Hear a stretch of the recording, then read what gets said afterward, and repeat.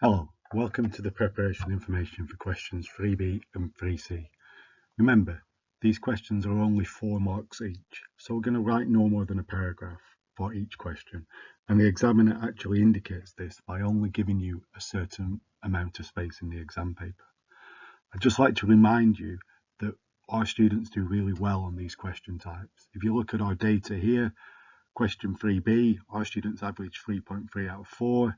All Edexcel students average only 2.76 out of 4. And for question 3c, our students average 2.75, but all students average just 1.76. So obviously we do something to give our students an advantage. On the next slide, you'll hear what that is. And if you follow these instructions and understand them and apply them to the assessment you're about to do, you'll do really well. Okay, off we go. Next slide. Okay, first things first, question 3b and 3c refer to the interpretations, not the sources.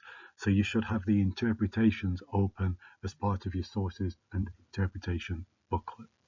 Now, question 3b, that's the first 4 marker you're going to attempt. So remember, you're going to write a paragraph for this. And this question asks you how the interpretations differ. So what are the different views? To get the marks, there's a 4-stage process. You've got to state the view in interpretation 1 in general terms, once you understand what it is. You've then got to provide a supporting quote from interpretation 1 that has allowed you to form this view.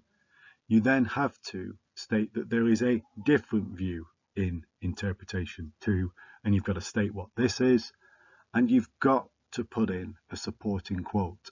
And remember the writing frame, you have to stress the difference. So you've got to stress how interpretation 2 differs from interpretation 1. Once you've written that up, you'll essentially have 4 sentences. And if you include those 4 sentences, you basically get a mark for each. So a mark for the view in interpretation 1 in your own words, a mark from a supporting quote from interpretation 1, a mark for the different views stressed in interpretation 2, and a mark for a quote from interpretation 2. And that's how you do question 3b. So you might want to pause this video now and just complete question 3b based on the material that's in front of you. Okay, so on to question 3c. And again, this is a paragraph answer. There are 4 marks on offer. The first thing to remember is that this question is about why the interpretations differ. The biggest mistake you can make is to repeat question 3b and just explain again how they differ. That's not what the examiner wants.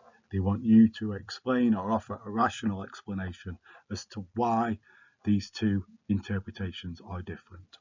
To do it successfully, you've got to use quotes from the sources and your understanding of how historians reach conclusions to answer this question. Remember, you need to restate the views in the interpretations, and you need to remember the writing frame. So the premise of this is to explain to the examiner that these interpretations differ because the historians who wrote them used different sources of evidence. And that's what you've got to explain to the examiner. But you've got to be able to restate the views in the interpretations. You've got to be able to cite the source that they might have been looking at to reach this conclusion, and then contrast with the other interpretation with its different view, and point out to the examiner that the historian who wrote this might have been looking at alternative sources of information. So that's the pathway for success for question 3c. So you might want to pause the video and just complete question 3c now.